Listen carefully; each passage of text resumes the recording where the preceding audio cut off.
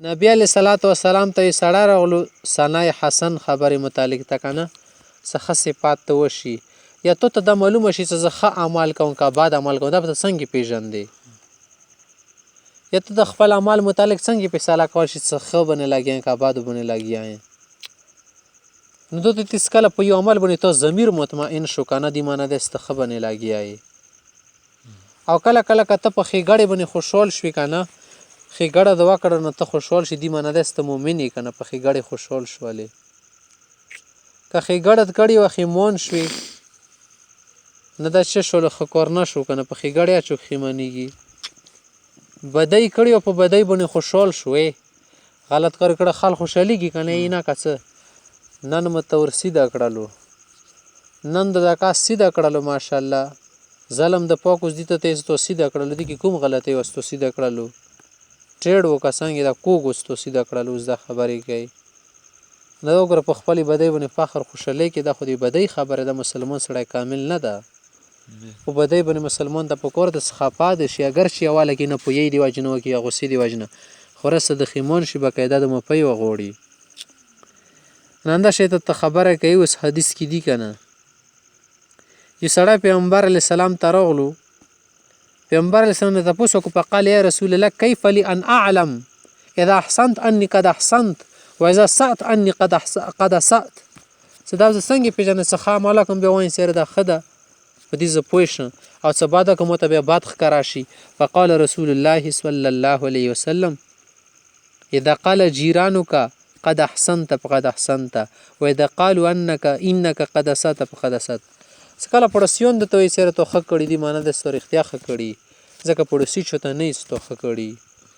څو پورې د متاثر نه یې کړي که نه دا به ته په ښه عمل باندې کوې څه کله ته یې څه بد د کړي دي معنی تو رښتیا بد کړي ځکه څه پړوسي په مخ کې تو ډېر اعمال وکړي کېږي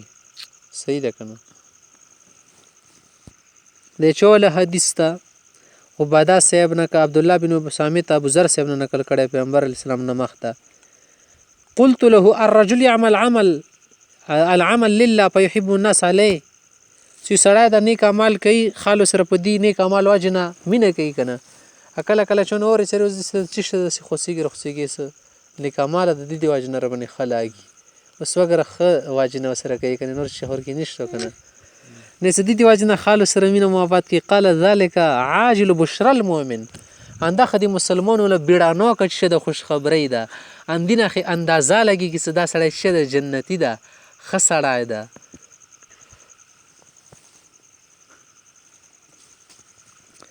ابو هريره صاحب روایت ته قال رجل یا رسول الله و سړي پیغمبر علیه السلام ته پوښتنه وکړو چې اني اعمل العمل فیطلع علی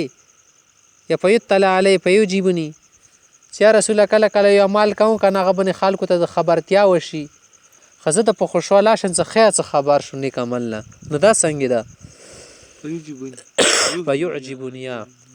قال لك اجران تو ته دې باندې دوه اجر میلیږي ویلې عادسې څه اجر السر یو خو ته د عمل اول پټ کولو که نه تو خو چېرته نه یولو چې ډنډورات کولو راشئ زه عمل یې کوم یا خلکو ته سبا ښایي نو یو خو د دې اجر ته میلو شو تو ولې خلاص کړو بل څه د نه دا سړی د ورا خبر شو نو اجر العلانیت د علانیه ولا اجرات ته میلیږي ځکه چې دا سړی د څه کړلو ښېګړې نه خبر کو کیدای شي دې ته شوق وشي کیدای شي دې ته څه وشي شوق وشي